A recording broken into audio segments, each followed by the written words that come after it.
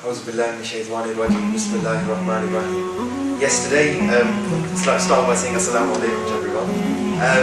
Yesterday we looked at imitation from the people of Kufa, and the majority of our sort of talking was about Muslim bin Aqil and how his death took place in Kufa. And today we are going to be starting the Battle of Karbala. So, let's get it.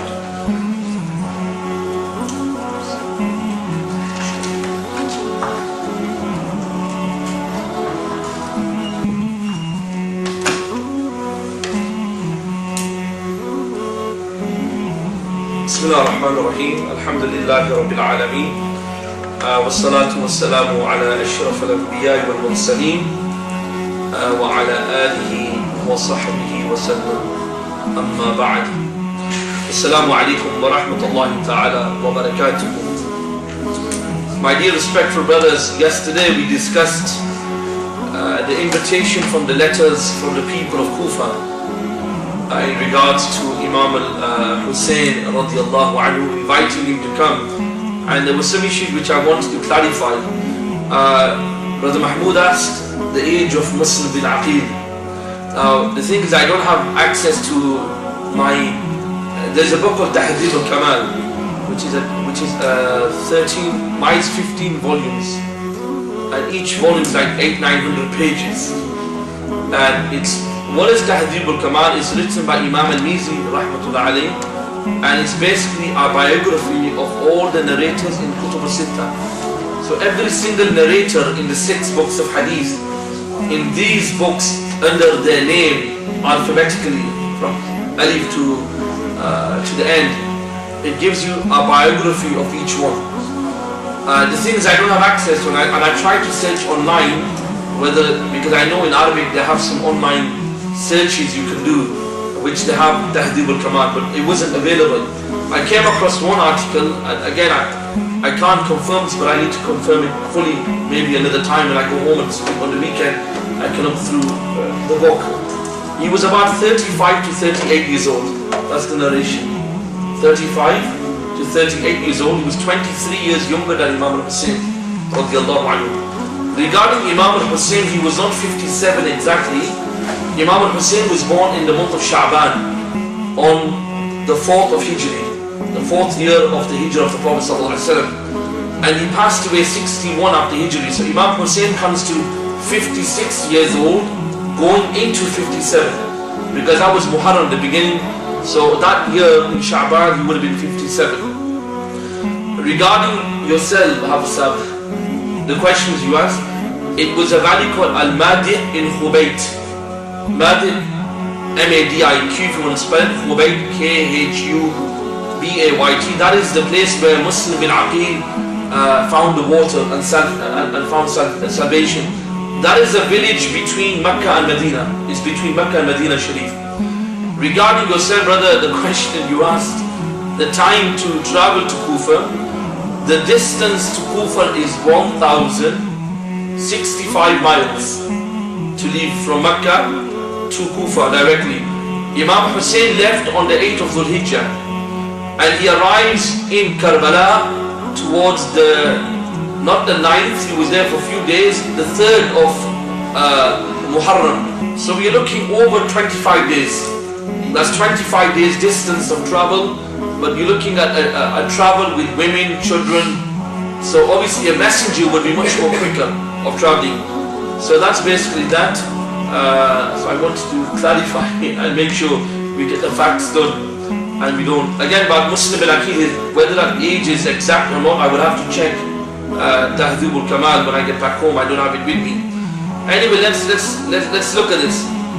Imam Hussain radiallahu anhu is now leaving Makkah. On his journey to leave Makkah, Abdullah ibn Abbas radiallahu anhu comes to him. Abdullah ibn Abbas is his uncle or his cousin. In our culture, if your father has a first cousin, then he would really be your uncle. In the Arabs, they don't call it your uncle, they would just call it your cousin. That was the way they would call each other.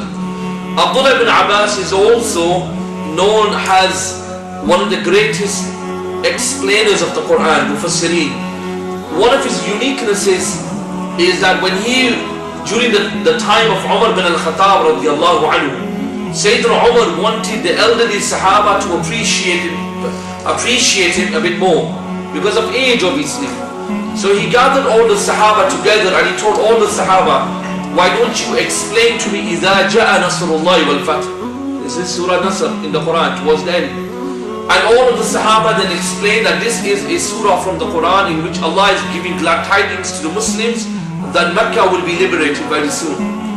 And each one gave that explanation. When the time came for Ibn Abbas radiyallaho anhuma, he said, this is indicating, as all of the others have said, that Makkah would fall, Muslims would liberate it, but it also tells us the ending of the Prophet's life. The Prophet is returning to Allah. The mission has been completed. And when he said that, that's when Umar said, now we know why Abu Bakr was crying on that day. Because when إِذَا جَاءَ نَصْرُ اللَّهِ وَالْفَتْحِ was revealed to the Prophet ﷺ, all the Sahaba were extremely happy because this was glad tidings that Mecca would become their city again. And only Abu Bakr from all of them radiallahu anhu was crying, and the narration says his beard was wet.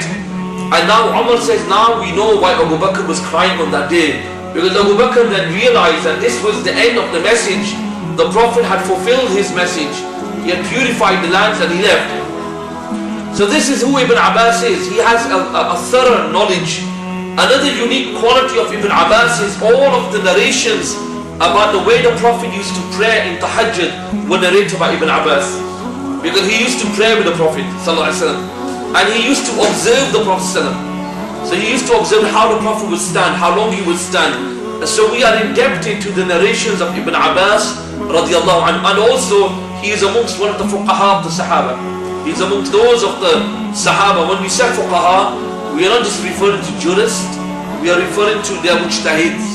They have the highest form of Islamic scholarship. Mujtahid basically means in usul an imam who does his own ijtihad, his own reasoning. He doesn't rely on someone else's ijtihad. Umar was one of them, Ibn Mas'ud was one of them, Wa'ad bin Jabal was one of them, Abdullah bin Umar radiallahu anhu, Sayyidina Ali, Khabab bin Arrat was one of the mujtahideen. These were the senior of the Sahaba who were the most senior in knowledge. So Ibn Abbas is not a small personality, he's a giant personality. Ibn Abbas comes to Imam Hussain and he tells Imam Hussain, he says, oh my cousin, and he enters into the gathering and he says, Assalamu alaikum. He says, oh my cousin, I've heard news which disturbs me a lot. I've heard that you planned or you made a decision that you will travel to Kufa, to the Iraqis. He says, I beseech you, oh my nephew, in the name, or I beseech you, my cousin, in the name of Allah, not to trust the Iraqis. The Iraqis are not people to be trusted, they are treacherous people. Know what they did to your father, and know what they did to Imam Hussain. For Allah knows best that if you leave here, then there will be no salvation. Imam Hussain says to Abdullah ibn Abbas, I appreciate your advice. Abdullah ibn Abbas then says, that if you are deciding to go, let me ask you, or let me convince you, or try to convince you, why don't you go to Yemen? Go to Yemen. And if you go to Yemen, seek an army, and then go to Kufa. Another point which Ibn Abbas mentions, he says to Imam Hussain, are you going to Kufa? He said, yes. He says, have they disposed the governor? Is the governor still in his position? Imam Hussain said, yes. He says, don't go. He says, if they write to you and tell you that the governor has been disposed and we have a new governor now, okay, and we are waiting for you to come to take that position, then only go to Kufa. If the circumstance comes that position is not vacant, then do not go. I don't trust these people. Imam Hussain listened to the advice that Ibn Abbas gave. He then said to him, Ibn Abbas, that you should go to Yemen. He took that advice. The third and final advice Ibn Abbas gives to Imam Hussain before he leaves is, O Hussain, O son of Ali radiallahu anhu, O son of the Apostle of the Prophet sallallahu alaihi wasallam, if you are to travel to Kufa, for whatever reason, do not take your family with you. Leave your women and leave your children in Mecca or Medina. Don't make them make this journey. For Allah, I feel that you will not come back, and I feel the treachery of the people from Kufa.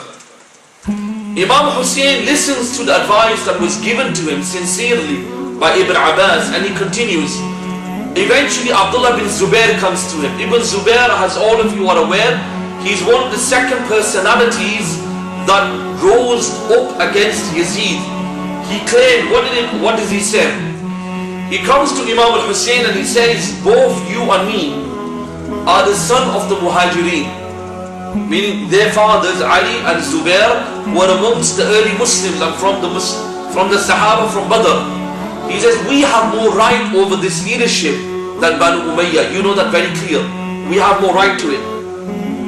Imam Hussain then says to him that I received multiple letters. One narration says, whether it's authentic or not is another question, that up to 12,000 letters.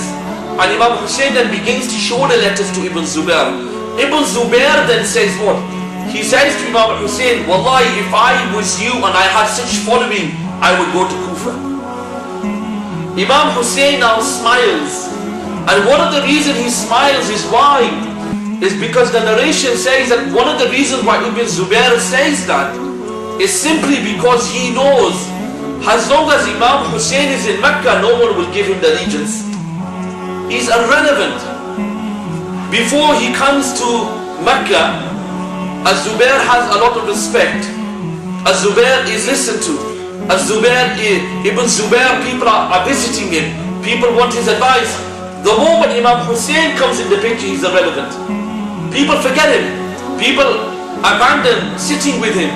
And all of them are going every night, every day to sit in the majlis of Imam Hussain. Ibn Zubair realized, and he said that if Hussain is still in Mecca, no one will give me the allegiance. When he leaves the gathering, Imam Hussain smiles and says, wouldn't it please him if I left Mecca? For he knows everyone will give him support. But as long as I'm in Mecca, no one will support him. Imam Hussain says, Wallahi, these are those people that even if I was in a hole of a snake, they would still pull me out of it. They wouldn't leave me alone. That is the analogy Imam Hussain gives. Imam Hussain ignores the point. In the evening, Abdullah ibn Abbas comes again to Imam Hussain. This is the concern Ibn Abbas has. One of the reasons why, as I read to you the letter, you remember when I read the letter to you in regards to the message from Ibn Abbas to Yazid, when Yazid said and heard that he never gave bay'ah to Ibn Zubair, and Ibn Abbas radiyallaho anhu writes back and says, how can I appreciate you or support you when your soul still has the blood of my relatives? Because Ibn Abbas is from Banu Hashim. He's from the Ahlul Bayt of the Prophet. Ibn Abbas then sits in front of Imam al-Hussain and he begs Imam al-Hussain. He says to Imam Hussain, I'm telling you, don't travel to Kufa. I'm advising you, don't go to these treacherous people.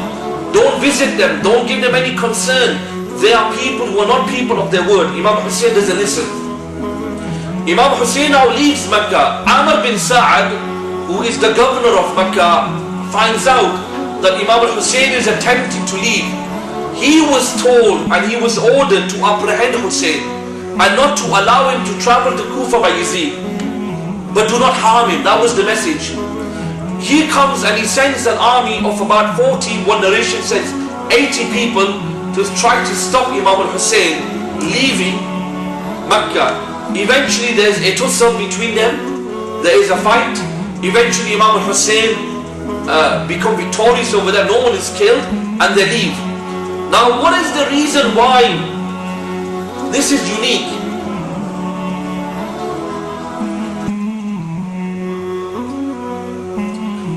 These days, or the days that Imam al-Hussain leaves Mecca, is the 8th of Dhul Hijjah. Why is it that Imam al-Hussain is leaving Mecca? Ibn Zubair is saying to him, Ibn Abbas is saying to him, if you stay in Mecca, people will come to you.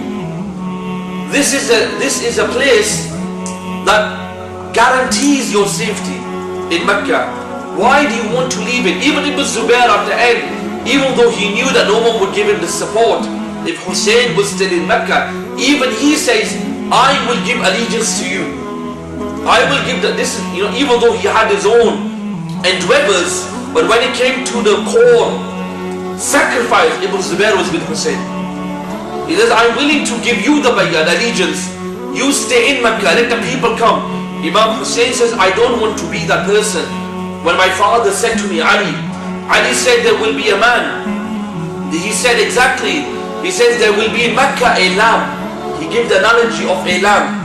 And that lamb will cause the sanctity. He will violate the sanctity of the haram. Imam Hussain says, I don't want to be that kind of lamb. I don't want the haram to be violated. I don't want fighting to happen in haram. Why? Because Sayyidina Ali narrated a hadith which directly came to the Prophet ﷺ, in which the Prophet said there will come a time when there will be a lamb, referring to a leader, who will violate the sanctity of Makkah. Imam Hussain says, I don't want to be that person. I don't want to be the person who violates this. And he leaves. Imam Hussain goes towards the northwest of Makkah. And he travels and he meets the very famous poet called Farazdak bin Ghalib. Farazdak is extremely famous. For those who study Arabic language will know who he is. His name was Hammam bin Ghalib, and he died in 110 after Hijri. He's an extremely famous poet, and he's an extremely famous scholar of the Arabic language. Faraz bin Ghalib sees Imam Hussain, and he goes to Imam Hussain and he says to him, O son of the Prophet. One narration. The second narration, he says, O son of the daughter of the Prophet. He says, may I be sacrificed upon you. And Imam Hussain says, who are you? And he tells Imam Hussain who he is. Imam Hussain says, where are you from? And he tells them, I'm from such a place. Imam Hussain says, what is the news of the Kufa? What news do you have? Because you come from there. And this is the message that Farzaq gives. He says, O Imam, O son of the Prophet, I speak truthfully to you without violating my trust with Allah. He says, I swear to you by Allah that the people's heart is with you.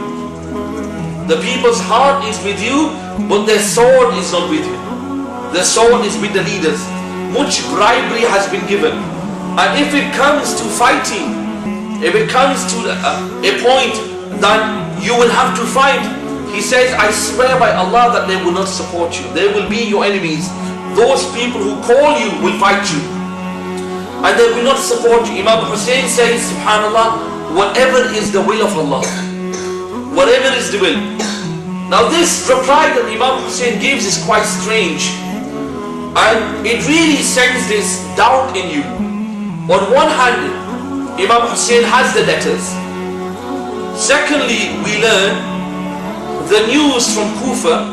He gets the letter from Muslim bin Aqil that the people are ready for him. Thirdly, Imam Hussain knows that they are treacherous people. Why does he still leave? Why does he still, and why is he still adamant that he has to leave, that he has to go out, that he has to go towards Kufa? Because we know that Imam Hussain was an extremely intelligent person. He wasn't your average person. His intellect, his wisdom, his speaking, his sitting, his analyzation, his analyzing and evaluation of a reality was far beyond people.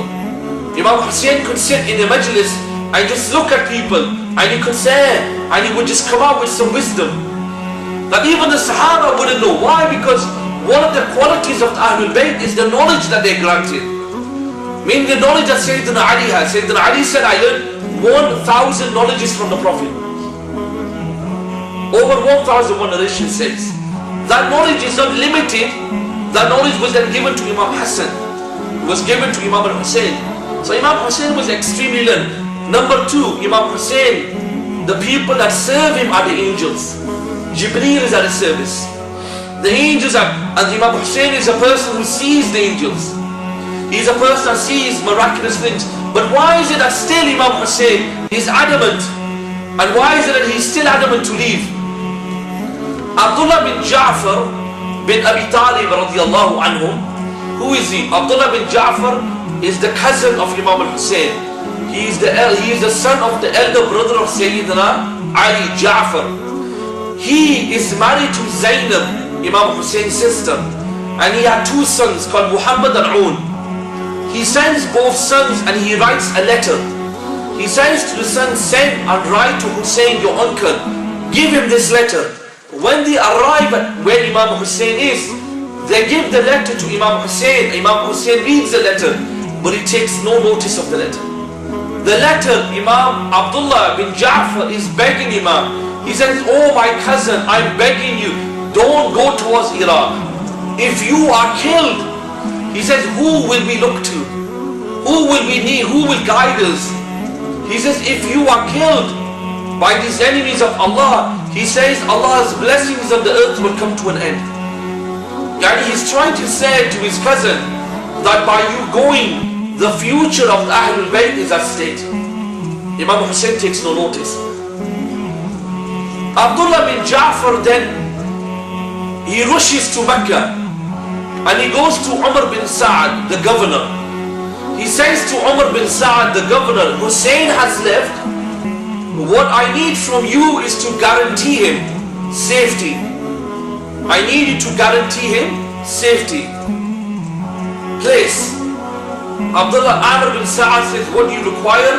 He says, I want you to write a letter to Hussein from you, guaranteeing him that if he comes back, him, his family, his property, his honor will not be affected, and you guarantee the safety. Amr bin Sa'ad says, fine, I will do this. He says to Abdullah bin Ja'far, you write the letter, bring the letter back to me, I will sign it.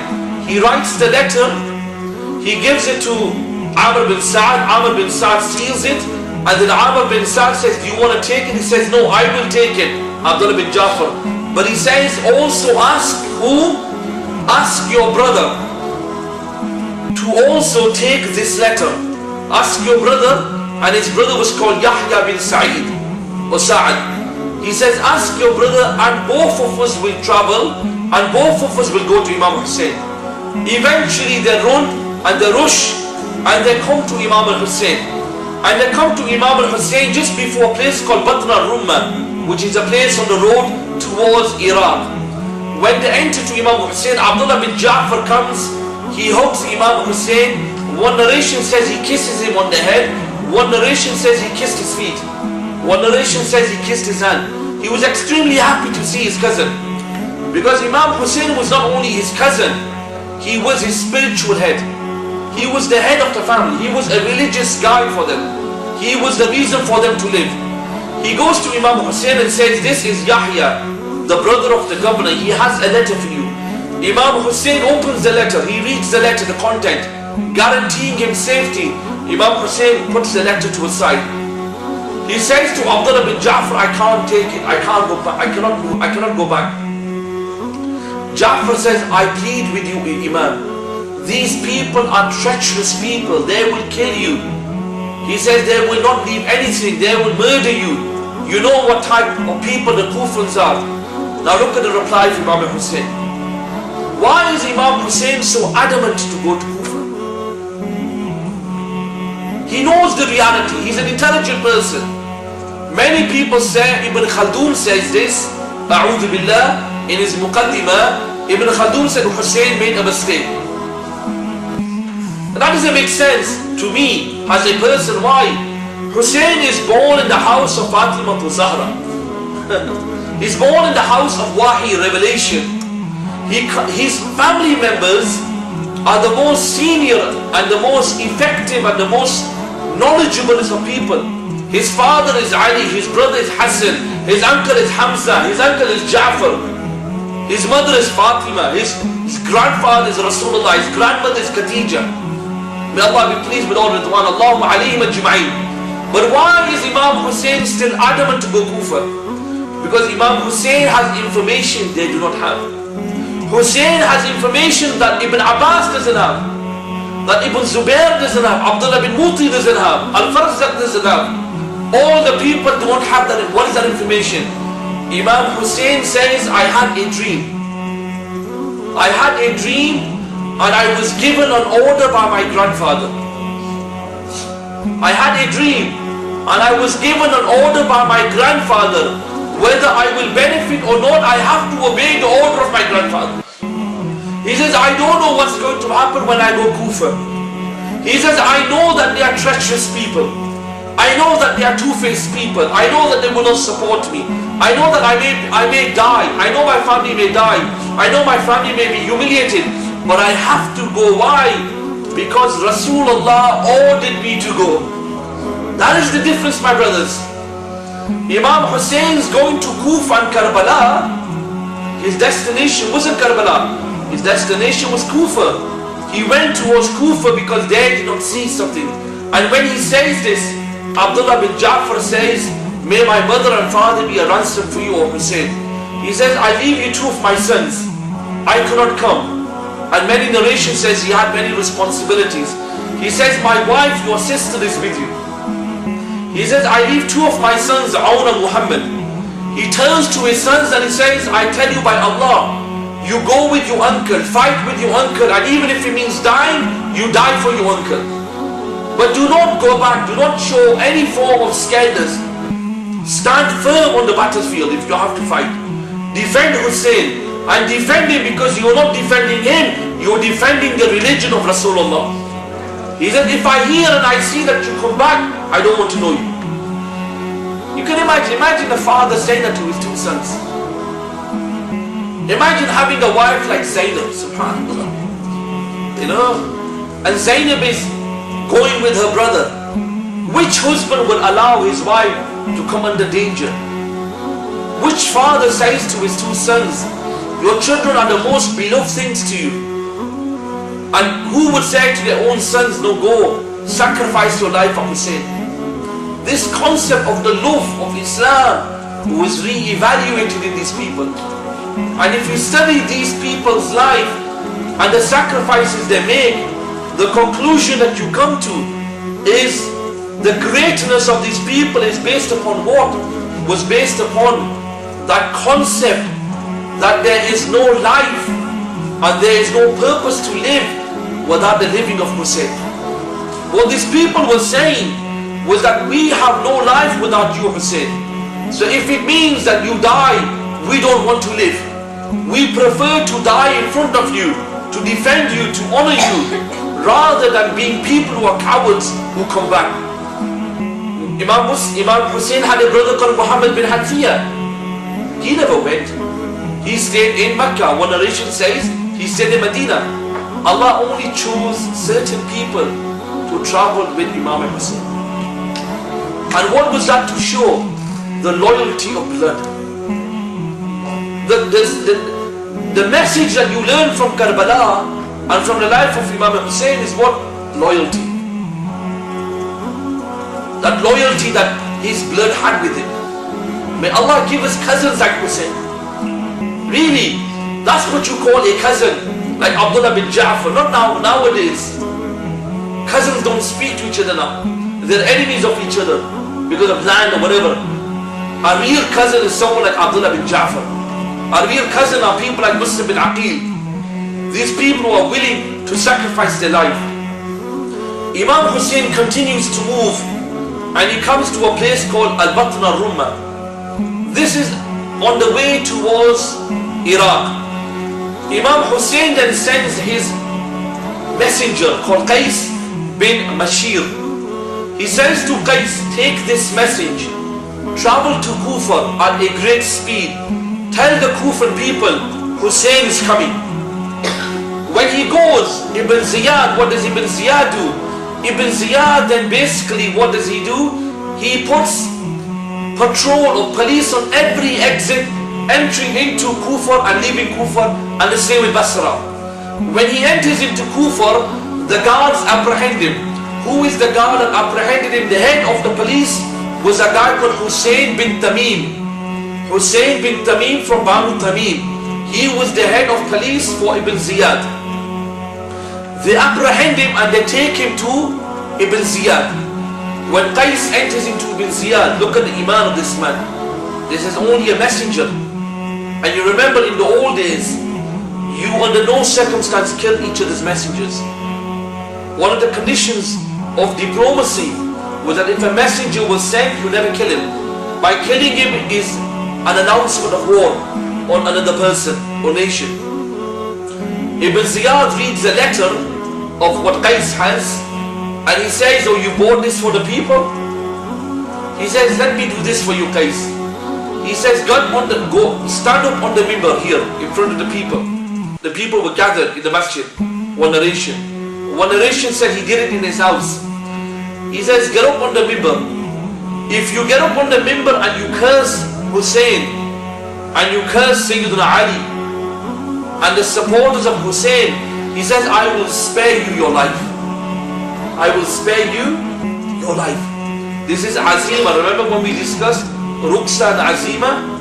When you are in a circumstance, you are allowed to do that. Al-Qais gets up on the mimbar. Narration.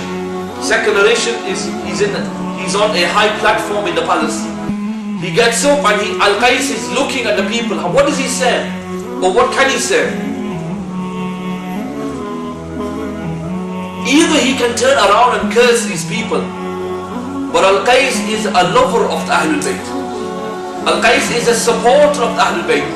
Al-Qais says, I would prefer to die than these words ever uttered from my mouth. He gets up on the bed, says, oh, I am Qais, I am the messenger from Hussein, the son of the daughter of the Prophet. He says, I swear to you by Allah, Hussein is on his way. And remember your rights to Hussein. He is the son of the Prophet. He is the leader of all the youth in Jannah. He says, may Allah's la'na, may Allah's curse be upon Ibn Ziyad. For he is the son of Sumayya. And Sumayya is a prostitute, he said. He's insulting Ibn Ziyad's grandmother. He says, may Allah's la'na be upon him. May Allah's curse be upon him. He says, may Allah reward Hussein. For Hussein is the son of Fatima. And he is the son of Ali. And I believe in the religion of Ali. I believe in the religion of Ali. No compromise. When Ibn Ziyad hears this, Ibn Ziyad says, kill him. They cut his head off.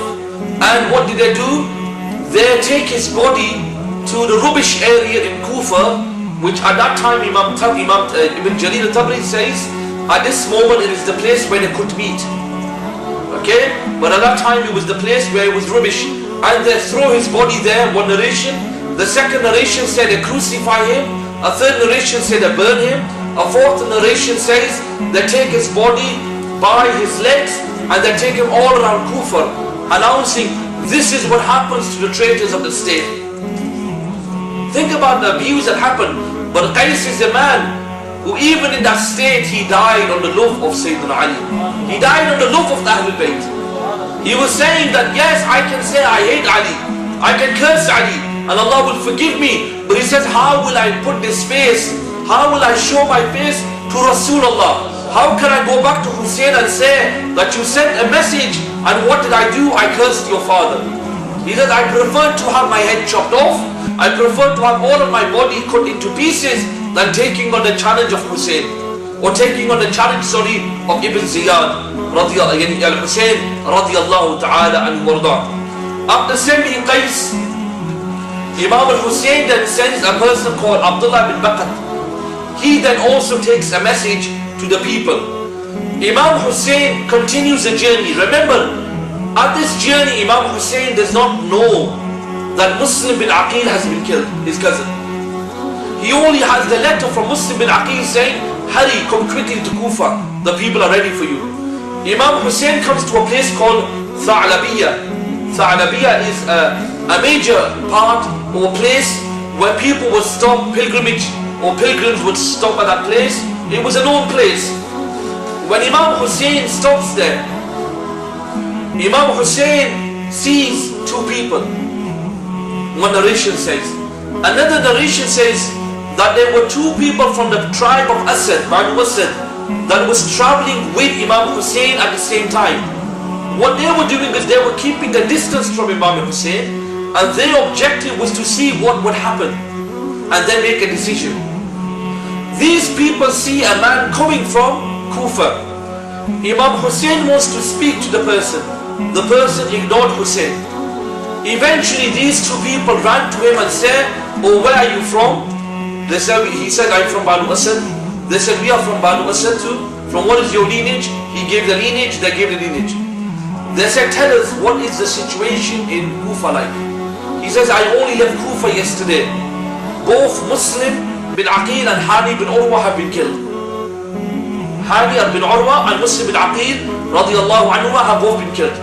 that have been killed by Ibn Ziyad. The people are all against Hussein, and he leaves. This person then runs, and he runs to Imam Hussain, and he eventually catches up Imam Hussain in the evening. Imam Hussain spent the night in Thalabiya by evening. He goes to Imam Hussain and he says, "Oh Hussain, I have a message for you. Do you remember the man that came and ignored you?" Imam Hussain said, "Yes, we wanted to seek his advice and his news." He said, "We did the job for you." He says to Imam Hussain, "Look at the wisdom of these people." He says, "Do you want us to tell you the news now? Or do you want to tell us, or do you want us to inform you of the information or news privately?" Look at Hussain. Imam Hussain is not a person of privacy. He turns and says, "There's no secret between me and my companions.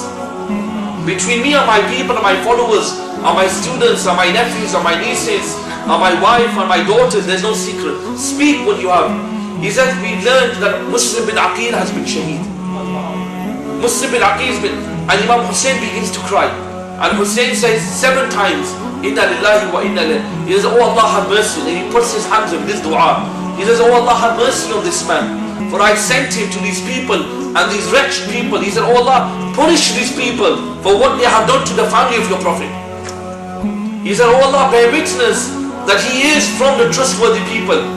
When he says this, there is one narration mentioned which many people quote, which says that Imam Hussain had doubt now and he wanted to go back.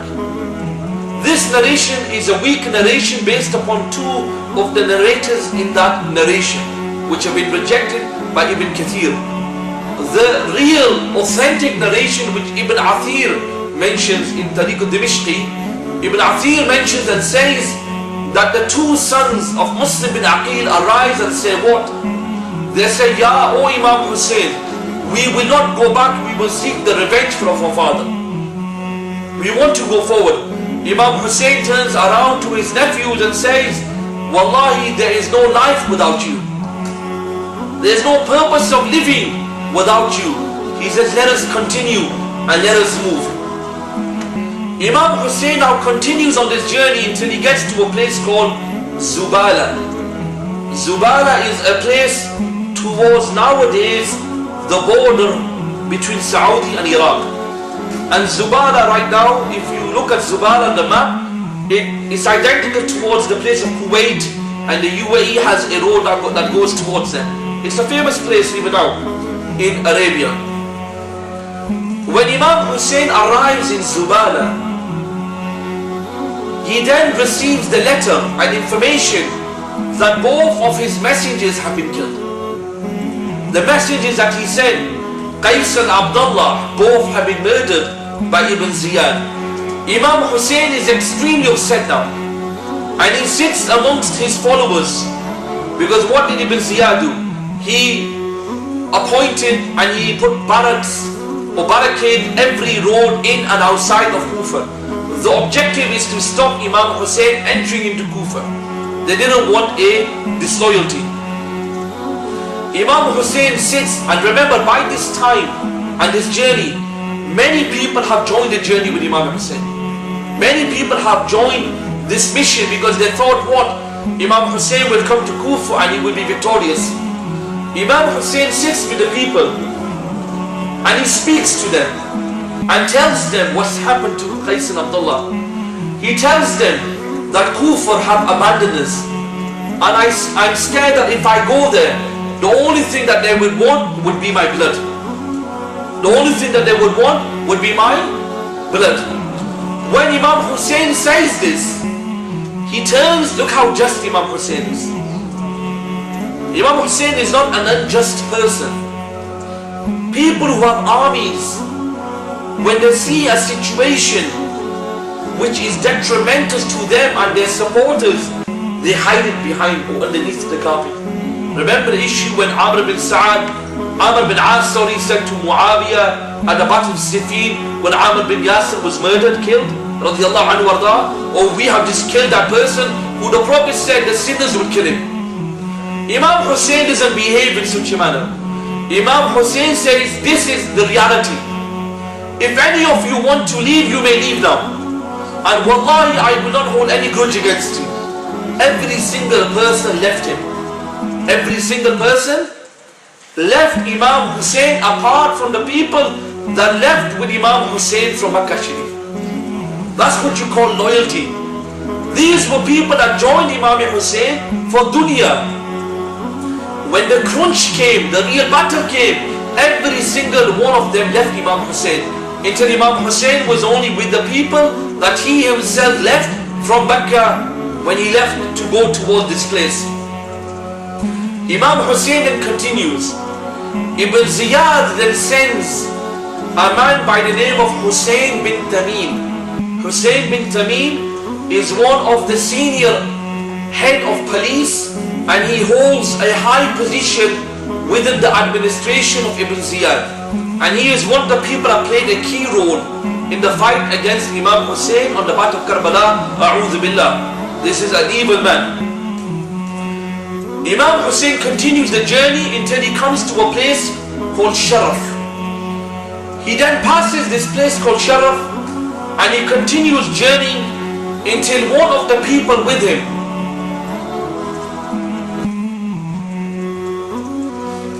until one of his students and one of the people with him shouts, Allahu Akbar.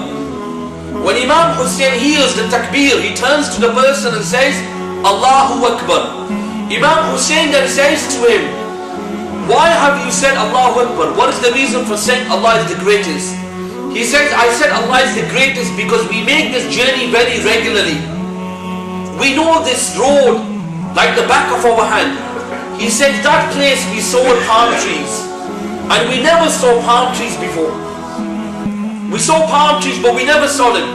Imam Hussain says, look carefully, look more closer. When they look closer, Imam Hussain says, what do you see? They said, we see silver, and we see horse cavalry. We see silver and the cavalry of horses. Imam Hussain says, that is not palm trees, that is the enemy coming to kill us. That is the enemy coming to stop us, to enter into Kufa. Imam Hussain says, the best option we have is we want to be in such a strategical place that if we have to fight, we fight them face to face. And they have no opportunity to attack us from the side or from behind us. Imam Hussain sees a place, his advisor said, this is a place that we can come. Imam Hussain runs there. Imam then sets his tent there, and they are ready to fight. They get ready to fight this cavalry. This cavalry is headed by a guy called, he's an amazing man. Wallahi, you will learn later how great this man is. Hur bin Yazid radiyallaho anhu. Hur bin Yazid is the head of this army that is going to fight Hussain.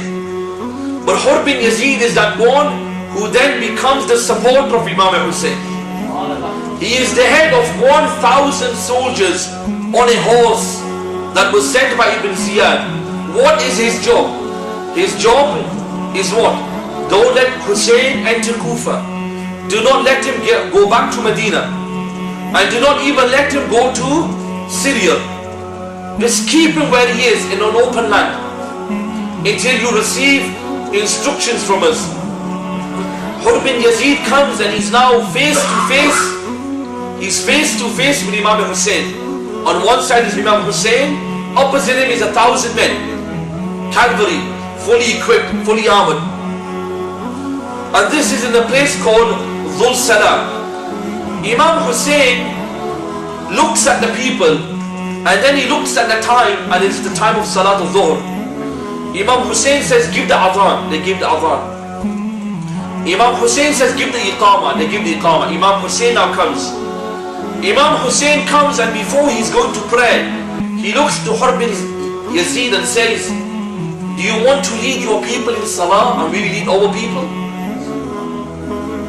Some people say to us, fulan bande ke piche namaz kyun nahi padhte? Imam Hussain is not willing to pray salah behind those people he thought were deviant people. We follow the sunnah of Imam Hussain. Imam Hussain turns and says to the person, Hur bin Yazid, do you want to lead your people in prayer? Hur bin Yazid turns around and says, no, we will pray behind you. We will pray. Look, the enemy, they've come to stop Imam Hussain. Imam Hussain leads the prayer. After the prayer, Imam Hussain leaves and he goes back to his tent. And then the Asr time comes. Salatul Asr comes. Imam Hussain comes out when the Iqamah said. And just before the Fard prayer, Imam Hussain stands and he looks at Hur bin Yazid. And he looks at the people. He says, "Oh Hur bin Yazid, oh people." He doesn't know who he is at this time. He says, "Oh people, oh Muslims, know that I am from the family of the Prophet." He says, "I am the son of Fatima Zahra. Do any of you deny who I am?" He says, "Be careful the way you treat me." He's trying to save the Iman even in this circumstance. Imam Hussain, until the moment he dies, until the moment he's martyred, until the moment his ruh leaves his honorable body, even at that moment, Imam Hussain is trying to remind them, fear Allah, don't do this. Because the journey that you are on, what you are attempting to do, you will never enter into Jannah. Hellfire will be your abode forever. Imam Hussain turns to them and says to them, "Did you not send these letters to me? Did you not invite me to come to Kufa? I have come and this is the way you treat me." Hur bin Yazid said, "I swear by Allah, we know nothing about these letters of Hussain." Imam Hussain then gives an indication and says, "Bring out the two letters. Bring out the two banks." And they show Hur bin Yazid all the letters. He says, "These are the letters I received. These are the letters you sent." Hur bin Yazid then says what? Imam Hussain then prays the Asr prayer. After the Asr prayer, Imam Hussain gives the announcement and says to the people, "Rise, we are leaving. We are continuing our journey." When Imam Hussain attempts to continue, Hur bin Yazid stops him. Imam Hussain is angry. He said, "May Allah deprive you of your mother. May Allah deprive your mother of you," he said. Hur bin Yazid says, "Wallahi, if anyone said that to me apart from you, I would kill him. And if anyone said that to me, I would repeat the same words to you, but I won't say to you because we know who Fatima Zahra is." Dekho, beautiful. He said, "We will not say that. I will not repeat the same words to say to you." Why? Because we know who Fatima Zahra Salamullah alayha is. Hur bin Yazid, this is the Iman of Hur bin Yazid. He's changing to such an extent that when it comes to the battle of Karbala, Hur bin Yazid is on the front line of Hussain. Hur bin Yazid is the one who sacrifices his life and dies. He's a lion and he is known as a fighter. At this moment he is not a supporter. He is what? An enemy. Hur bin Yazid says, "Oh Hussain, I cannot allow you to do this. Wallahi, I follow orders. I've been given orders." Imam Hussain then continues marching away from Kufa, because Kufa was towards the right. He now goes towards the left, a left road, which is a road that goes towards what? Towards Syria. And this goes towards Nineveh. Nineveh is the area where Karbala is. That area is called Nineveh. Imam Hussain continues and they arrive at a place called Nineveh, an open place which is contemporarily called Karbala.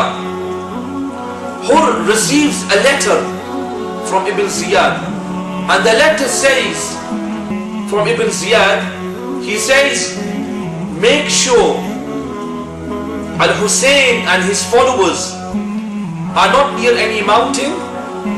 Make sure you apprehend them in such a place that has no water, has no access to water, and it is an open land, open field, open plain land. Don't allow him to be near any village." Ibn Ziyad at this moment is plotting and planning the murder of Al-Hussein and the Ahlul Bayt at this moment. So this is what he does. Imam Hussain then says what? Imam Hussain, when he sees the situation of what they've done, his advisors turned to him and said to Imam Hussain, "We should attack now. There's only 1,000 of them. If we kill them now, it is better for Allah. Tomorrow more soldiers will come to fight us. Maybe more will come." Imam Hussain says, "I will not do this. I will not strike at any Muslim. I will not violate the rights of other Muslims. We will only defend ourselves." Look Even in that state, Imam Hussain, look at the value that he has for the sanctity of life. Even the life of the enemies, Imam Hussain believes has sanctity. And what happens when Imam Hussain sees this situation and sees what's happened? Hur bin Yazid is there on the 3rd of Muharram. On the 3rd of Muharram, Umar bin Sa'ad bin Abi Waqas, one of the governors of one of the villages which is near contemporary Tehran, where Tehran is now, there's a city there called Ray. He was a governor. Ibn Ziyad calls him and says to him, take 4,000 soldiers and go to Hussein and make him give the bay'ah to me on behalf of Yazid. Umar bin Sa'ad then comes to Imam al-Hussein with 4,000 men. So that's 5,000 soldiers are there. 1,000 horsemen and 4,000 soldiers, foot soldiers are there that actually come forward towards that area. The scenario to explain to you, because I don't have a board here or project to show you. This is like the platform. Okay, let's call this is the platform. An open area. Here is the river, the water. Okay? On this side it is the water. Here is the 1,000 men standing, preventing Imam Hussain to get to the water. Al-Hussain radiyallaho anhu and his people are gathered here. 4,000 people come and they make 1, 2, 3, 4. They have 4 positions covering like a semicircle, you know, from around. One on the right, one in the middle, one on the left and one on the left. You understand? So they're covering the whole area. Behind them, or behind this area, is 1,000 men now. How many? 1,000 men. So they avoid and they stop what? They stop Imam Hussain getting there. Umar bin Sa'ad bin Abi Waqas then writes and sends his advisor or one of the people with him to meet Imam al-Hussain and to speak to him. When he comes back, Umar bin Sa'ad himself goes to Imam al-Hussain radiallahu anhu. When he goes to Imam al-Hussain, he enters in and both are sitting together.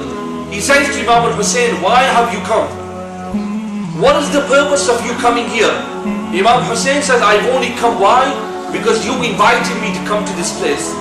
You invited me and now you are going to violate us and you will not allow us to go back. You will not allow us to go to Syria. You will not allow us to even go to Kufa. You are stopping us. Umar bin Sa'ad says, I know nothing about these letters. Imam Hussain then says, fine. Umar bin Sa'ad then says, will you give the bay'ah to Yazid?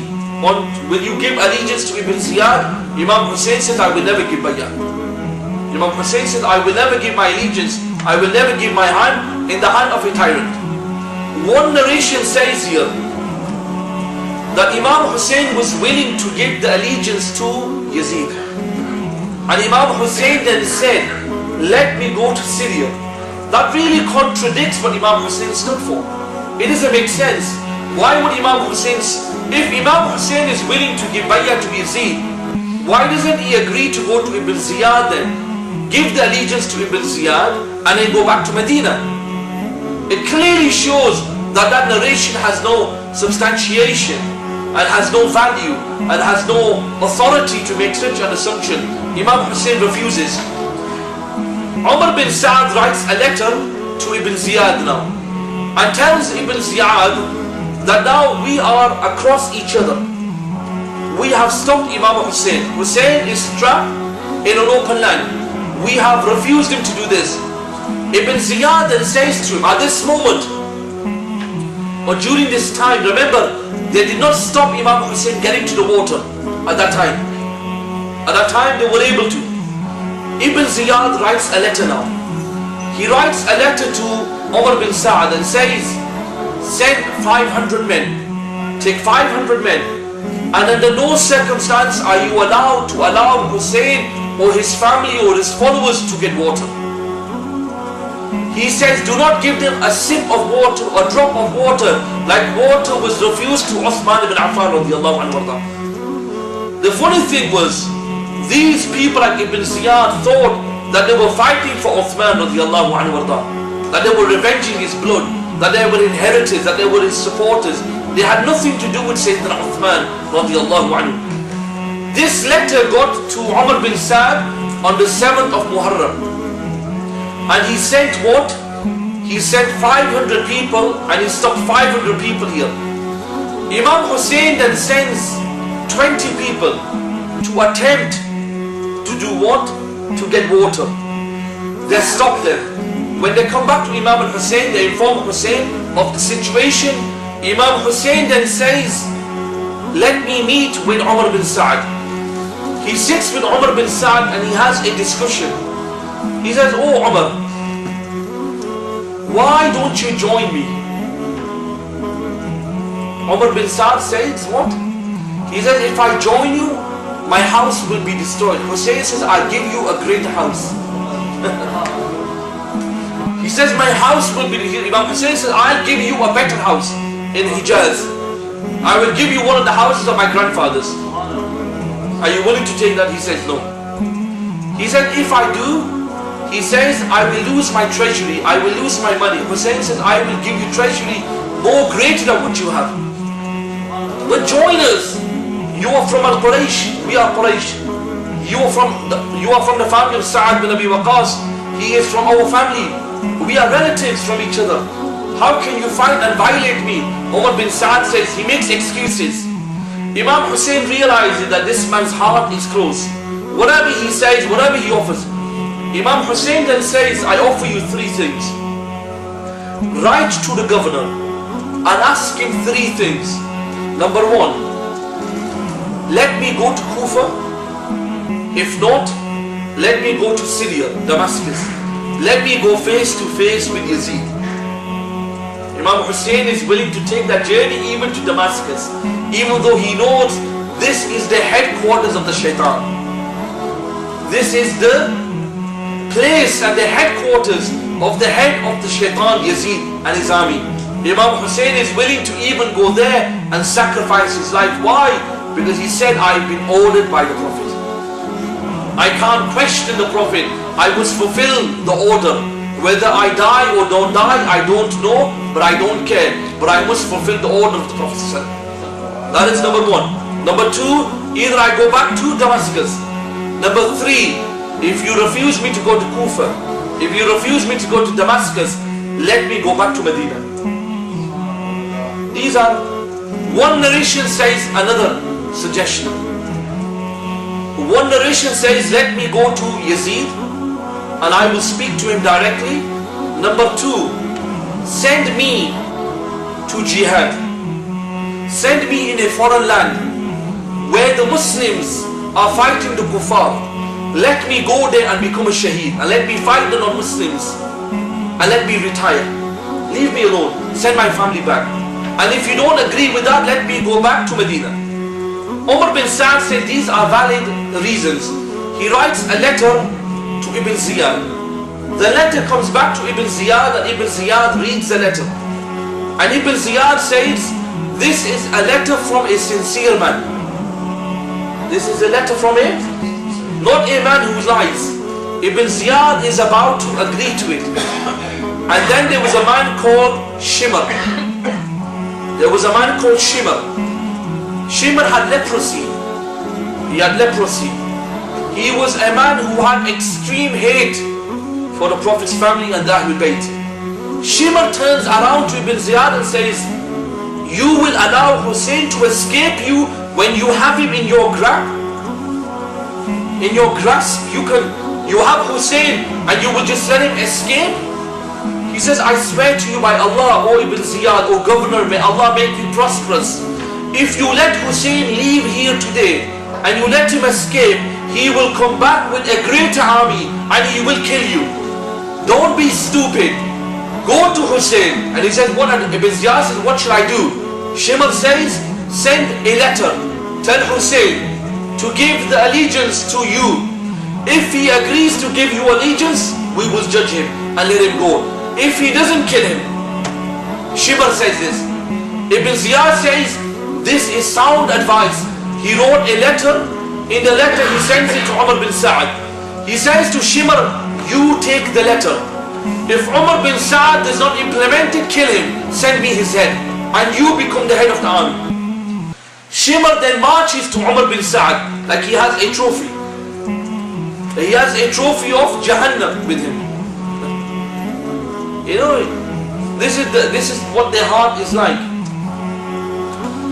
He comes to Umar bin Sa'ad, and when he reads the letter and he gives the letter to Umar bin Sa'ad says, Wallahi, I never expected this. I never expected Ibn Ziyad to be cruel. He looks to Shimr. He says, may Allah deprive your mother of you. May Allah's la'na be upon you, Shimr. For I know for Allah you had a part to play in this. I know Ibn Ziyad would have agreed, but it was you. Shimr says, forget all of this talk. Will you implement this? Will you fight him? Or will you want me to kill you and chop your head off? And send your head to Ibn Ziyad. Ibn Ziyad, Umar bin Sa'ad says, no, I will implement this. He writes a letter back and he explains that we will implement this. I will finish off with this point, and I will also, after Salatul of the prayer, I will continue on a few points which is important. Shimr, when he's with Ibn Ziyad, he had 3 nephews, Abbas, Ja'far and Uthman. These were the sons of his sister called al-Banin bint Hazim. She was the wife of Sayyidina Ali radiyallaho anhu, and she was the sister of Shimr. Shimr writes what? He writes and he asked Ibn Ziyad when he sent the letter to Umar bin Sa'ad, guarantee safety for my family. When he guarantees safety, look at the situation now. Shimr comes in front of Hussain. He shouts and he says, where are the children of my sister? Where is Abbas? Where is Ja'far? Where is Uthman? And they all come out. They say, oh uncle, what do you want? He said, I have guaranteed your safety. If you leave now and you come with me, no one will harm you. No one will? And look what they said. They said, may Allah's curse and la'na be upon you, uncle. They said, may Allah's curse be upon you. They said, you give us a guarantee, but you don't give guarantee to the son of the Prophet. They said, you give us a guarantee, but you don't want to give a guarantee to the son of the Prophet. They said, Wallahi, we will never leave the side of the Prophet's son. They said, following you is Jahannam. If we leave now, we go to hellfire. We prefer to die, and we prefer for our bodies to be cut up in pieces than leaving our brother Hussain. And they refuse to join. And that's when we get to the night of Muharram, the night of the battle. And we will discuss a few things, because now is the time. I think we should do adhan, and after the adhan we will continue on that, inshallah. فصلى الله تعالى على سيدنا محمد وعلى آله وصحبه وسلم. بسم الله الرحمن الرحيم. الحمد لله رب العالمين والصلاة والسلام على أشرف الأنبياء والمرسلين وعلى آله وصحبه وسلم. Before the break for Salatul Isha, we discussed the issue about Shimr. Shimr came out, and one of the things that he got was a guarantee for his kids. He had nephews, and they were Al-Abbas, Al-Ja'far and Uthman. They were the step-brothers of Imam Hussain. They were the sons of Sayyidina Ali. His wife was a woman called al-Banin bint al-Hazim, or Hizam, so called it. al-Banin bint Hizam. She was the sister of Shimr. So what Shimr did was, when he got a letter from Ibn Ziyad to say, fight Imam Hussain, he also got on the letter that said, I give safeguard guarantee to these 3 people because of Shimr. So when Shimr came on to the plains of Karbala and said to his nephews, he says, join me. All 3 of their nephews said, we would prefer death than joining you. They said, may Allah's curse be upon you, uncle. They said, you give us guarantee of safety, but you give no safety to the Prophet of the son to the Prophet of Allah. And they were willing to what? They said, our safety is of no purpose. If it means we fall, if it means we fight, we will fight. At this moment, this was on the 9th of Dhul Hijjah. 9th of Muharram, not Dhul Hijjah, the 9th of Muharram, when this incident happened. At this moment, Imam Hussain is in his tent, and it's towards the evening time.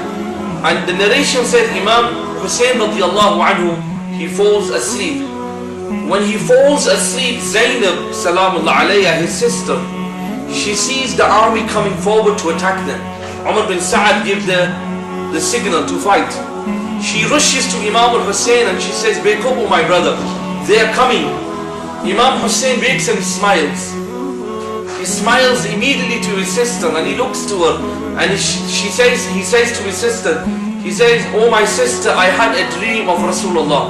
I've just seen the Prophet in my dream and the Prophet said, oh Hussain, tomorrow you will be with us." He turns to, the army is coming to attack him. He knows the army is coming. He has no concern. He doesn't care. What he says to this is the adab he has for the Prophet. This is the respect he had. He said to his sister, he says, "Don't worry about the army. I had a dream and the dream said what? The dream said I will be." Rasulullah said, "Oh Hussain, my son, you will be with me tomorrow. You will join me tomorrow, don't worry." And one narration says what? Throughout the whole atrocities of Karbala, the witness to Karbala was the Prophet himself sallallahu alaihi wasallam. That is why the narration says, Salma says, salamullah alayha, the wife of the Prophet, that when the day of Karbala, Al-Ashura happened, when Al-Hussain was martyred, she says what? She said, "I saw a dream and I saw the Prophet upset." I said, "Ya Rasulullah, why are you upset?" He said, "I just witnessed Karbala." So the ulama said, based on this, the biggest witness Imam Hussain will have on the day of judgment will be Rasulullah sallallahu alaihi wasallam. When he stands up against the tyrants. When this incident happens, Zainab, she cannot take it, because she is the sister of Imam Hussain. When she hears that message that Hussain is saying that tomorrow I will leave you and be, she begins to cry and she begins to hate herself. She then takes her dress and she rips it.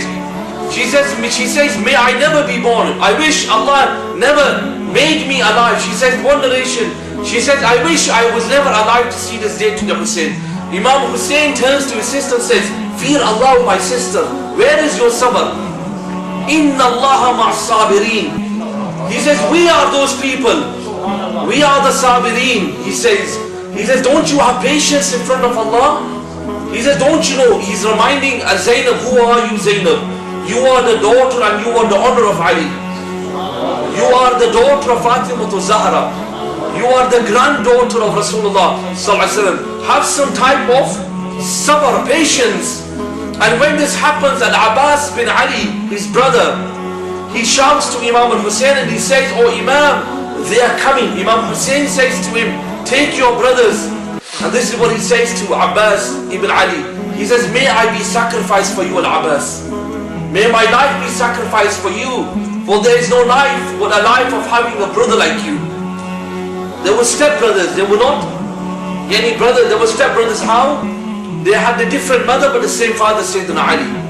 And these were the three people that said to Shimar, "May Allah's curse be upon you. We don't want your safety. We want to have the safety of the Prophet." Imam Hussain says, "Go out and march. March yourselves and travel and visit Umar bin Sa'ad and ask Umar bin Sa'ad what he wants. Speak to him. And if you go to him, then come back to me." Al-Abbas takes 20 men and he arrives to Umar bin Sa'ad and he says, "Oh son of Sa'ad bin Abi Waqqas," he's trying to remind him. He says, "Who was your father and look what you are doing." He says, "Oh wicked man, may Allah's curse be on you." He says, "Are you going to violate the son of your prophet?" Look what he said. Are you violating the right of Hussain, the son of Fatima, who is the daughter of your prophet? He's trying to remind them, do you believe in Rasulullah sallallahu alaihi wasallam? If you do, have some type of haya. He says, "What do you want?" He says, "We have come to fight. Either you go to Hussain and tell Hussain to give the allegiance to Ibn Ziyad, agree and come with me and go to Ibn Ziyad in Kufa. Give the allegiance to Ibn Ziyad and then your matter and your fate will be up to Ibn Ziyad. I did my job. But if you refuse, I will have to fight and kill you. Tell this message." Al-Abbas says to him, "Wait here, let me go to Hussain. Let me go to him." He runs and he gallops quickly on his horse And he goes to Imam Hussain and he says to Imam Hussain, he says, they want to fight us. Imam Hussain says, even in this time they want my blood. He says, even if I was buried in the ground, they will still want my blood for who I am, the son of Ali. Imam Hussain says, I know for sure they will violate us. I know for sure tomorrow they will not leave us. Tomorrow will be a day of sacrifice. He says, go back to Umar bin Sa'ad and tell him, don't attack us tonight, give us till the morning. We will make the decision tomorrow. Imam Hussain played a tactical game. Give us the night. Tomorrow we will make a decision whether we will give bay'ah or not, or what we agree. Abbas goes back to Umar bin Sa'ad and tells him, he says, fine, we give you till tomorrow, Salatul Fajr. He comes back to Imam Hussain. Imam Hussain then says what? He says, Wallahi, I only sought the night so I could pray to Allah. He says, I never sought that time. I never wanted to delay my sacrifice. The only reason I want to delay so that we could pray to Allah to seek His forgiveness. So that when the time is ready, we are ready. That is the only reason. Imam Hussain then gathers all of his people together. He gathers his family. He gathers the people with him, up to 82 people, some narration says. Not more than 88 in full in narration says. Some narrations say 82, some say 86, some say 90, but really it's less than 90, no more than 88. He gathers all of them and he looks at them and he praises Allah. After praising Allah, he says, praise is due to Allah who gave us the Prophet and allowed me to be born in the house of the Prophet. There you go. He's still praising the Prophet. He turns to them and says to them, he says, there's no loyalty, more loyalty, there's no greater loyalty than the greater loyalty of people like you. There is no blood that has better relationship than your blood. There is no family greater than your family today. We are united and you have supported me from day one. He says, you have supported me and you have there's no better followers than you. You have supported me from thick to thin. Whatever tribulation I went through, you were there. He says to the people, look at the beauty now, what he says, Imam Hussain. He says, leave now at night. Don't sacrifice your life for me. He says, I don't want you to kill yourselves for me. He says, at night, under the disguise of the night, run away and leave me. For Allah, they only want my blood, they don't want your blood. If I sacrifice myself, I prefer one person rather than all of you being sacrificed. At night time, take a disguise and leave. All of them say what? They say, we swear by Allah, we will never leave you, Hussein. And then there was Sa'ad bin Abdullah. Sa'ad bin Abdullah, one of his students, one of the supporters of the Ahlul Bayt. He stands up, radiyallaho anhu, and he says, I swear by Allah, who sent the truth to your grandfather. Look at the iman of these people. He says, I swear by Allah, who sent the truth, the religion of Haqq, through your grandfather. He says, I swear to Imam Hussain that if Allah was to allow me to stand by you and I was to die and then I was to be made alive again, I was given life again, I died and I become alive again, then they burnt me and they scattered my ashes everywhere. Even if they did it 70 times, I will never leave your side. Look at the iman of these people. And Zuhair bin Qais, Zuhair is one of the great fighters of Imam Hussain. You'll find out how courageous he is. One single man, he turns to Imam Hussain and he says, oh Imam, he says, if I was to die 1,000 times, I would prefer dying 1,000 times and each time dying defending you. He says, there's no other purpose to live apart from living with you. Imam Hussain then says to the people, he says, don't do this. Oh sons of Aqil, leave. Oh my nephews, go. Isn't it enough that we lost Muslim bin Aqil? He says, I can't take the pain of losing you. Imam Hussain said, go back to Makkah, go back to Medina. Leave me. All of his nephews said, they said it will be disgrace for us to listen. They said, how are we to show our face to the people, to say to the people, we went with Hussein and then when it came to the battle, we abandoned him and left him. They said, how is it on the day of judgment that when we face Rasulullah, that we go in front of him sallallahu alaihi wasallam and we say, Ya Rasulullah, we stood with your son, we marched to Karbala, but when it came to the peak we left him. They said, we will not do this, oh uncle. They said, oh uncle, there is no life without you. They said, life is for you and death is for you. They said, how can you tell us to leave you? How can we have life even after you? They said, there will be no purpose for us to live. We would prefer to be sacrificed in front of you, so that you can witness and you can say to your grandfather that we supported and fought for you. This is the Iman.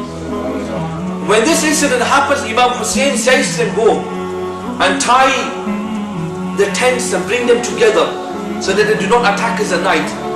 Imam Hussain then sits, and with him is the slave of Abu Dhar al-Ghifari, radiyallaho anhu, one of the great Sahabi. He is amongst those Sahaba who was the followers of Sayyidina Ali, one of the murids of Sayyidina Ali. Abu Dhar al-Ghifari, Abu Sa'id al-Khudri, Salman al-Farsi, Amr bin Yasir, Khabab bin Arad.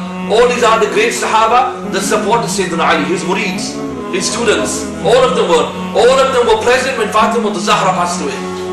All of them were present at the funeral of Fatima al-Zahra. All of them were present at the burial of Fatima al-Zahra. Yet we know when she was buried at night time, radiyallaho salamun alayha.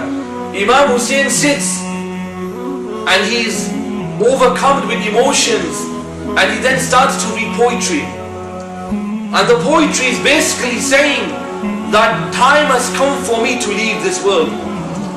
And Ali bin Hussain bin Ali, Imam Zain al-Abidin I'm referring to now. Imam Zain al-Abidin is sick.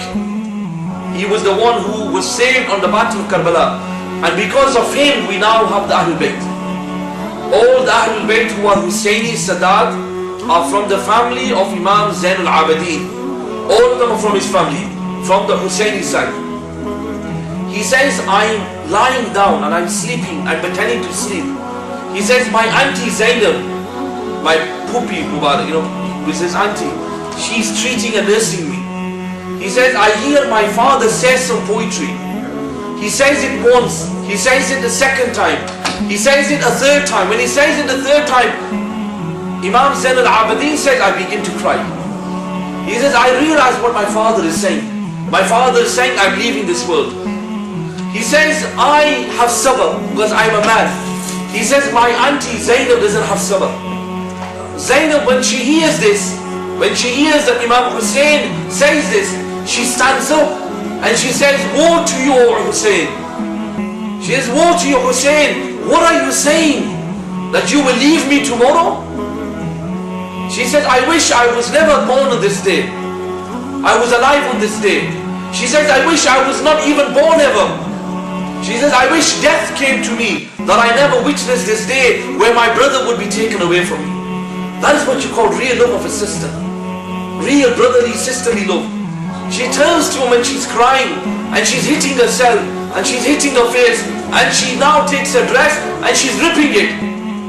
She's overcome with emotions. She turns to Hussain and she says, what? She says, you want to leave me now? She said, Rasulullah left me. She says, Fatima, my mother is dead. Ali, my father is dead. Hassan, my brother is dead. Now you will leave me? She says, who will be my guardian? Who will protect me? Who will look after me? Who will look after the women of the Ahlul Bayt when you go? She's crying immensely. And she becomes so overwhelmed that she fainted. Imam Hussain goes to her and he puts water on her beautiful face. He says, oh my sister, fear Allah. He says, oh my sister, have patience. He said, oh my sister, the messenger of Allah has gone. Fatima, your mother and my mother has passed away. Our father Ali has passed away. Our brother Hassan has passed away. I will leave. He says death will come to all of us. She says everything will be destroyed except the wajh of Allah. The domination of only Allah will be left. Allah will destroy everything. He says to his sister, he says, don't you think death will come to you, my sister? Why are you crying? He turns to his sister and says what? Look at the beauty of Imam Hussain reconciling his sister. He says, oh my sister, your father and my father was greater than me. Ali was greater than me and he died. Fatima, our mother, is greater than me and she died. Al-Hassan is my brother and he was greater than me and he died. So if these were greater and they died, who am I? I'm only a subject of Allah, and I'm only a servant of Allah who has a few days on this earth, and as each day goes, I go with it. He says, I will leave this world. He says, do you think this world is forever? He says, but promise me one thing, my sister. He says, tomorrow when you see my destruction, when you see them attacking and killing me, and looting me, and murdering me, you know they want my blood. He says, don't scratch your faces. Don't scream and don't cry. He says, have patience and have sabr with Allah. For Allah is the one who rewards the ma'as-sabirin. His reward, look at the incident. And Zainab cannot take it. Zainab stands and she leaves the tent. This is the love that these people had for Imam Hussain. That even towards the end moment, towards the last moment of their death, that they were willing to sacrifice their own life, they were willing to give it up for Imam Hussain. And this signifies what? This re-establishes what Imam Hussain al-Ash'ari says in his Al-Maqalat al-Islamiyyin. Imam Hussain al-Ash'ari says, it's a very famous book. He says it is the first ever book written on all the firqas of Islam by Imam al-Ash'ari. And al-Ash'ari is the founder of the Ash'ari school of theology. He says what? He says the greatest catastrophe to ever befall man was the catastrophe of Karbala. The less than 51 years after the Prophet ﷺ passed away, his nation was willing to kill his only son. For what purpose? For the purpose of dunya. So these are the tribulations that the Ahlul Bayt went through. And tomorrow we will discuss in more detail, because tomorrow we are at the battle, we will cover the whole battle inshallah tomorrow. But what did we learn? We learned the sacrifices of these people, these imams, these people for 8 days. This is the 8th day, I think. 8th day today? Today is 8 days we have been going through that journey. And we've only touched the surface. It shows you the depth of information. It shows you the sacrifice of these people. Imam Hussein's sacrifice was for what reason? To revive Islam. And that is why you learned that from that moment, what did Imam Hussain say? One of the things he says to them, he said, if you kill me, bloodshed will be open. From that moment until this day, the Muslim Ummah has been killing each other day and night. Muslims been fighting each other. Why? Because when you kill someone like Hussain, the son of the Prophet, of such greatness, the one who used to suck on the tongue of the Prophet, the one who used to jump on his back, the one that used to jump on his honorable head. No Sahaba ever attempted, none of the Sahaba ever dared to do that. None of the Sahaba. You know, Abu Bakr is the one who the Prophet stood on. Abu Bakr is the one who the Prophet, but Hussain is the one who stood on the Prophet. Abu Bakr is the one who the Prophet stood on when he went to Ghar Thawr, when he went into in different places. But Hussain and Hassanain Karimain are those who used to stand and jump on the Prophet. They used to laugh and love the Prophet. Whenever the Prophet saw him, he used to be happy. And one narration says what? It says it was night time and the Prophet said, you need to go home now, go to your house, go to the house of your mother. And Jabir bin Abdullah says, Ya Rasulullah, should I take them? It's night time. He says, you don't need to. Immediately a light came from the skies onto Hussain and took him all the way back to his house. So this is who. So when you have people that say, Ma'adallahu ta'ala, that Imam Hussain was wrong, you know, you need to search. You need to have some type of taqwa for Allah. You need to have some type of fear. Do you have, can you imagine you standing on Yawm al-Qiyamah, going to the Prophet and saying, give me from al-Kawthar, al-Hawd al-Kawthar. What is the hadith? The hadith says that when you come to al-Kawthar, who will be giving you water? Well, it's not water, it's a special drink. The Prophet will not be giving it, will be Sayyidina Ali. The narration says Sayyidina Ali will be the distributor of al-Kawthar on the Day of Judgment. And when he's giving you this distribution, when he's giving you this thing, How will you face the Prophet and say, I am the one who killed Hussein? I am the one who agreed to the killing of Hussein. I am the one who supported and said, Yazid is a good man. You need to fear Allah. Because on one side you have Yazid, and one side you have Hussein. You have to make your decision. And I finish off with one final hadith. What did the Prophet say? Hadith or Sahih. The hadith says on Yawm al-Qiyamah, you will be entering into Jannah. You will be entering into the angels. You will be going over the Sirat to walk to Jannah. The angels will call you back then. And the angel will say, come back. We forgot to ask you one question. And then the angel will say, what was your belief about Ali? Hubbi Ali is Iman. And Bughzi Ali is Nifaq. The Prophet, on the day of judgment, no Sahabi will be mentioned. Ridwanallahu alayhim ajma'in. No Ahlul Bayt, not Hussein, not Hassan, not Fatima, no one. The only person the angels will question is about your love for Ali. And they will say, did you love Ali? And if you have hatred for Ali, it's hellfire. That is why Imam Ibn Hajar says, the criterion of Jannah and hell is Ali. If you want to enter Jannah, it is Ali. If you want to enter Jahannam, it is Ali. That is why we must re-evaluate ourselves and revive the love of the Ahlul Bayt in us. Revive the love of the Sahaba. But the Ahlul Bayt is extremely important. It comes even before the Sahaba. Before the love of the Sahaba, it is paramount to love the Prophet's family first and foremost. And we must love that. And may Allah give us tawfiq to follow in the footsteps of these honorable people.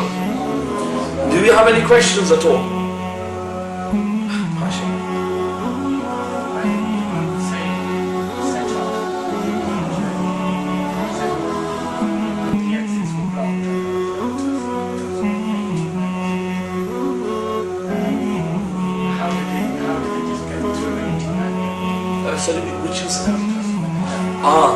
Because those people were not willing to physically kill Imam Hussain. They were not willing to have any physical type of attack. These people were not willing to have a fight with Imam Hussain when he left Makkah. The order to Amr bin Sa'd was to apprehend him, not to kill him, not to fight him, not to abuse him.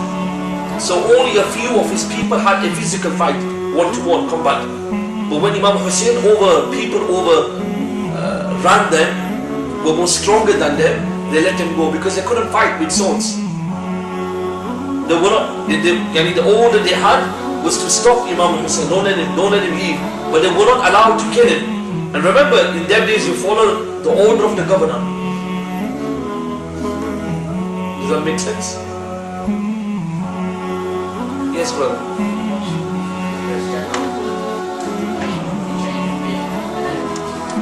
Hur bin Yazid, yes.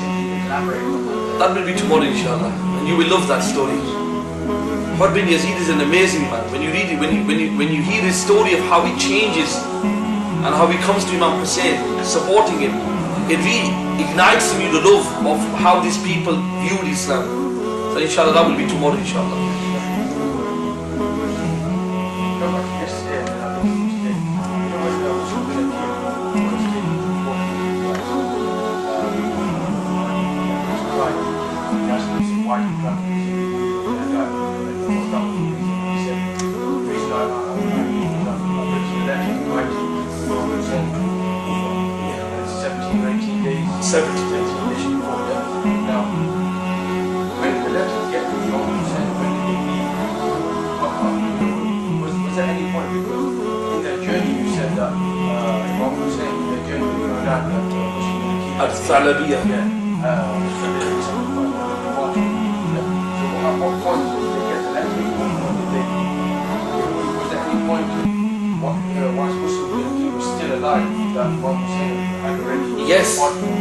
Yes, the narration is the uprising was on the 8th of Dhul Hijjah. Muslim bin Aqil, if I'm correct, was martyred on the 9th of Dhul Hijjah. On the 8th of Dhul Hijjah, the uprising, that is when Imam Hussain left Makkah.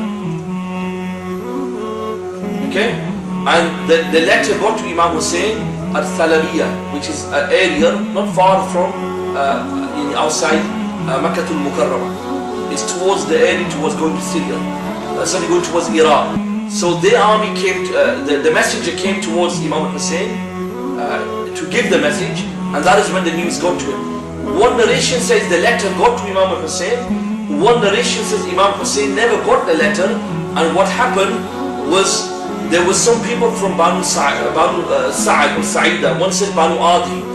These two people were accompanying Imam Hussain on the way of the journey, but they kept behind, they kept a distance, and what they wanted to do was just analyze what was happening and the situation that was taking place. Then a man came from Kufa who ignored Imam Hussain. They then ran up to them, this is the most authentic narration, and said to them, or said to the man, where are you from? They greeted each other. The man said, I'm from Kufa. Then they asked, what is the news from Kufa? Then they were told Muslim bin Aqil was martyred. So the one narration says the letter got there, which Ibn Kathir says has no value. It says the authenticity of that isn't as strong. Ibn Athir says that the first time that Imam Hussain found out about Muslim bin Aqil being martyred was from this man. One narration says he received the letter, which is B, and the other narration says the letter never got to him. But the information that got to Imam Hussain was from these messages. Now this is what happened. Had you already left from Yes, he had left. Without the letter? The only letter he had was the letter of saying to come to Kufa from Masjid bin Aqil. You got that letter? So there's two letters. Let me put it together. We confuse each other. The one letter is the invitation from Muslim bin Aqil saying everything is okay in Kufa. Come to Kufa. That is the letter Imam Hussain got. The other letter that was written when he was about to be Shaheed, Muslim bin Aqil, one narration says he got it. The second narration says that the letter never got that, but a person came from Kufa and he was the one that told Imam Hussain at Thalabiyah. He was the one that told Imam that your cousin has passed away, and that is when Imam continued. It would have been nice because maybe next time if you had a projector I could show you the map, because I have a copy of the map which shows you all of the cities. So when you say it, and then I have a map where which is in the Ibn Athir mentions it, some Ottomans have a picture of how the battle was like. So there's a photo of like a picture of how they were positioned, so you can understand it a bit better. But inshallah in the future, once we become a bit innovative, I have it on my laptop if you want to see it afterwards. Inshallah, I can show you the picture of how the armies were set. Anything else, Tom?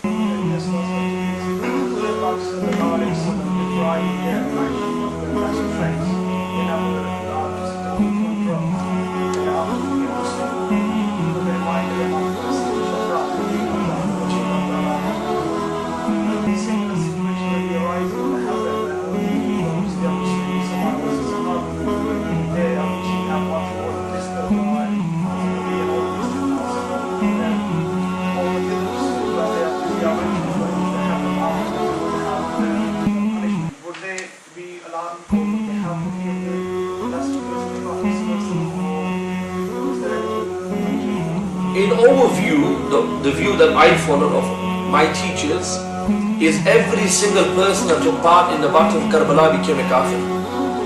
Anyone that killed Imam Hussain became a non-Muslim. Anyone that supported the killing of Hussain became a non-Muslim. Anyone who was razi upon it, he's a non-Muslim.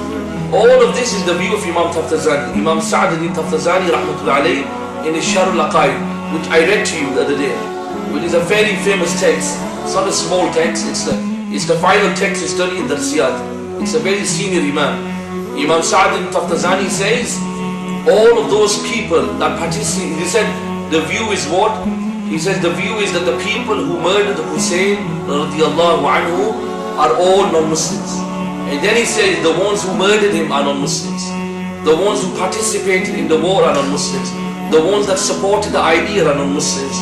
The ones that were razi, were accepted upon it, all of those are non-Muslims. And then he says, فَنَحْنُ, what is our view now? He's giving you his final view. He says, فَنَحْنُ لَا نَتَوَقُّفُ, we do not keep silent upon what happened to Hussain. فَنَحْنُ لَا نَتَوَقُّفُ فِي شَانِهِ بل في إيمانه لعنة الله عليه وأنصاره وعوانه. These are the exact quotation of Imam Taftazani al-Rahmatul alayhi. He says, we do not keep silent on what Yazid did. And remember when he said Yazid, he's not only speaking about Yazid, because the line prior, he said all of them are non-Muslims. So he's continuing, but he's just using Yazid's name.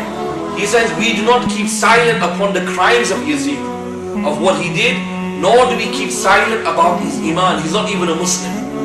La'natullahu alayhi. May Allah's curse be upon him. May Allah's curse be upon his. La'natullahu alayhi wa ansarihi. Allah's curse be upon his supporters. Wa awanihi. Awani is his people. The people that were with him. All of them are cursed. And all of them will go Jannah. You know, if, look at this point. Shaykh al-Quran Abdul Ghaffur Hazali Rahmatul alayhi, who is a great giant Imam of Pakistan, one of the great scholars of the subcontinent. Someone came to him and said to him, is Yazid a kafir? And he said, what, Yazid a kafir? He said, let me tell you this one. He says the one who hit the Prophet physically was Abu Jahl and Abu Lahab.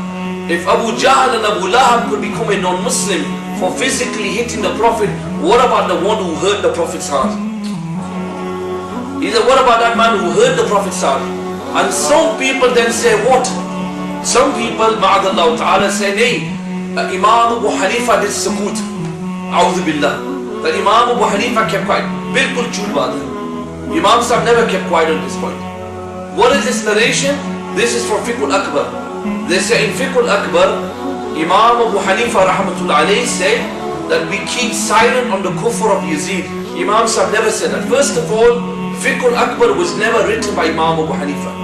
There's no proof that he wrote that book. Number one. Number two, if you look at Imam Abu Hanifa's fatwa at his time and look at what he said, it totally contradicts what he said. Let me give you one example quickly. Imam Abu Hanifa was a murid of who? During his time, he was a murid of Imam Zayd bin Ali. Imam Zayd. Who is Zayd? Zayd is from the Ahlul Bayt. Imam Abu Hanifa gave a fatwa during his time when he was an old man.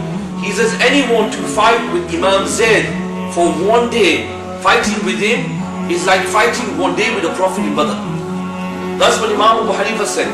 Imam Abu Hanifa gave a clear-cut fatwa against the government of his time that was anti-Yazid. They weren't supporters of Yazid. Banu Abbasid, they were not the supporters. The Abbasid period were not the supporters of that. If Imam Abu Hanifa could give such a detrimental fatwa against the government of his time, to say that we launched jihad against him, and this is the reason why Abu Hanifa was killed and poisoned in prison. If this is the reason why Imam Abu Hanifa did this, why would Abu Hanifa keep quiet on Yazid? It doesn't make sense. It contradicts the reality, because the government is anti-Yazid. Banu Abbasid do not like Yazid. What is the first period? Banu Umayyah. The first period is the Umayyah period. After the Umayyah period is Banu Abbas, the Abbasid period of leadership. The Abbasid and what were the common denominators with both of them?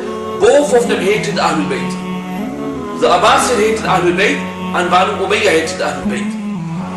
But what's the difference? The difference was the Abbasids hated the Umayyads. They both hated each other. And they used to curse each other.